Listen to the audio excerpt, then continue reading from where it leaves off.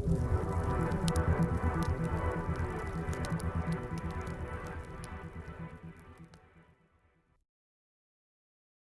اللہ الرحمن الرحیم۔ ناظرین کرام، آج کا ہمارا موضوع ہے کہ نماز کے اندر ہاتھ کہاں باندھنے ہیں۔ جب اللہ اکبر تکبیر تحریمہ کہہ لینی ہے تو اس کے بعد ہاتھ کہاں باندھنے ہیں، کیسے باندھنے ہیں۔ اس کے اندر ائمہ اربعہ یعنی چاروں مسلک کے جو ائمہ ہیں ان کا کیا مسلک ہے اور ان کے کیا کیا دلائل ہیں، وہ آج انشاءاللہ ہم اس بات پر بحث کریں گے۔ سب سے پہلے ہم آپ کو بتلاتے ہیں کہ ہاتھ کا جو باندھنا ہے، ہاتھ کہاں پر باندھے جائیں گے اور ہاتھ کیسے باندھے جائیں گے۔ ہاتھ کا باندھنے کا طریقہ کہ دائیں ہاتھ کو بائیں ہاتھ پر رکھنا ہے، یعنی دائیں ہاتھ کی ہتھیلی کو بائیں ہاتھ کی ہتھیلی پر اس طرح رکھنا ہے جیسا کہ آپ دیکھ رہے ہیں، اور پھر دائیں ہاتھ کی چھوٹی انگلی جسے چنگلی بھی کہتے ہیں اور انگوٹھے سے بائیں ہاتھ کی کلائی کو پکڑ لینا ہے اور یہ تین انگلیاں بائیں ہاتھ کی کلائی پر رکھ دینی ہیں۔ یہ ہاتھ باندھنے کا طریقہ ہے۔ اس کے بارے میں حضرت علی رضی اللہ تعالی عنہ، حضرت جابر رضی اللہ تعالی عنہ اور بھی صحابہ سے یہ طریقہ منقول ہے۔ اب رہی بات کہ ہاتھ کہاں پر باندھنے ہیں، اس کے اندر اختلاف ہے چاروں علماء کا، چاروں ائمہ کا، ہاتھ کہاں پر باندھنے ہیں۔ امام ابو حنیفہ رحمۃ اللہ علیہ کے ہاں ہاتھ کا باندھنے کا جو مقام ہے وہ تحت السرہ ہے، یعنی ناف کے نیچے۔ ناف کے نیچے ہاتھ کس طرح باندھنے ہیں، باندھنے کا طریقہ تو میں نے آپ کو بتلا دیا کہ اس طرح دائیں ہاتھ کی ہتھیلی بائیں ہاتھ کی ہتھیلی پر جو ہے نا پشت پر رکھنی ہے اور اس طرح ہاتھوں کو پکڑنا ہے اور یہ تین انگلیاں یہاں پر رکھنی ہے، اور احناف کے ہاں جو رکھنے کا مقام ہے وہ ہے تحت السرہ۔ تحت السرہ یعنی ناف کے نیچے کس طرح رکھے جائیں گے کہ ہاتھ کا جو اوپر والا حصہ ہے یہ ناف کو لگے، ناف کو اوپر والا حصہ لگے۔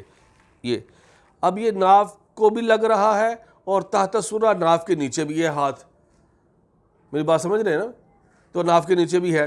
یہ تو ہے احناف کا مسلک۔ اس کے اندر ابو داؤد میں روایت ہے حضرت علی رضی اللہ تعالی عنہ سے کہ آپ نے فرمایا ان من سنت الصلاۃ وضع الایدی علی الایدی، وضع الایدی علی الایدی تحت السرہ، کہ نماز کی سنت میں سے یہ ہے کہ ایک دائیں ہاتھ کو بائیں ہاتھ پر رکھنا ناف کے نیچے، تحت السرہ کے الفاظ۔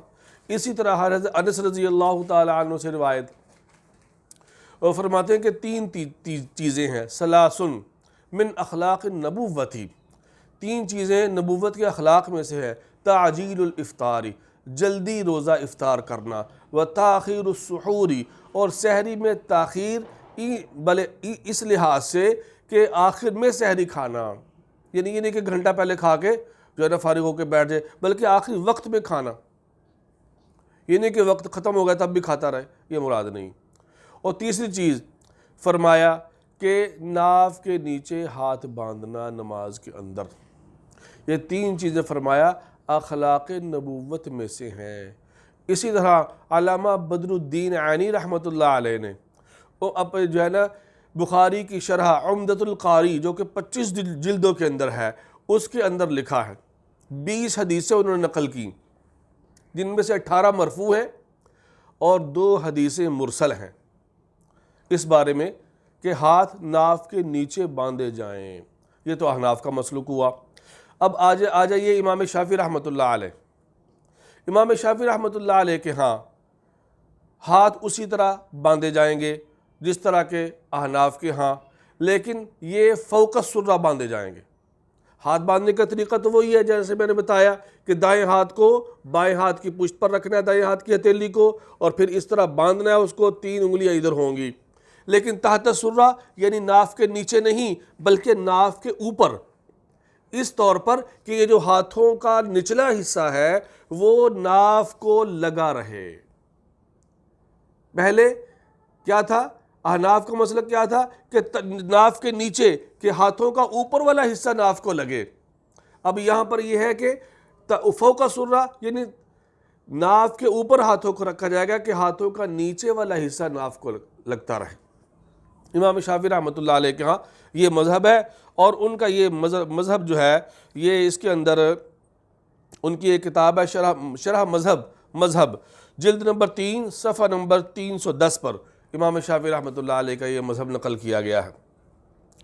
نمبر 3 امام احمد بن حنبل رحمۃ اللہ علیہ، ان سے ایک روایت یہ ہے کہ وہ احناف کے مسلک کی طرح ان کا مسلک ہے، یعنی تحت السرہ ہاتھ ناف کے نیچے باندھے جائیں. اور دوسری روایت ان سے یہ ہے کہ ناف امام شافعی رحمۃ اللہ علیہ کے مسلک کی طرح مروی ہے. دوسری روایت کہ ہاتھ جو ہے وہ ناف سے اوپر باندھے جائیں، فوق السرہ بھی ہے تحت السرہ بھی ہے. اور ان کی جو دلیل ہے امام احمد بن حنبل رحمۃ اللہ علیہ کی، وہ مغنی کے اندر جلد نمبر 1 صفحہ نمبر 514 اس پر انہوں نے اپنا مسلک یہ واضح کیا ہے. اب رہے امام مالک رحمۃ اللہ علیہ. امام مالک رحمۃ اللہ علیہ کے ہاں ہاتھ باندھنا مسنون نہیں ہے. جب ہاتھ باندھنا مسنون نہیں ہے پھر اس کا طریقہ بھی کوئی نہیں ہوگا ظاہر. تو ہاتھ باندھنا مسنون نہیں، پھر کیا مسنون ہے؟ ان کے ہاں ارسال، ہاتھوں کو چھوڑ دینا، ہاتھ باندھنا نہیں بلکہ ہاتھوں کو چھوڑ دینا.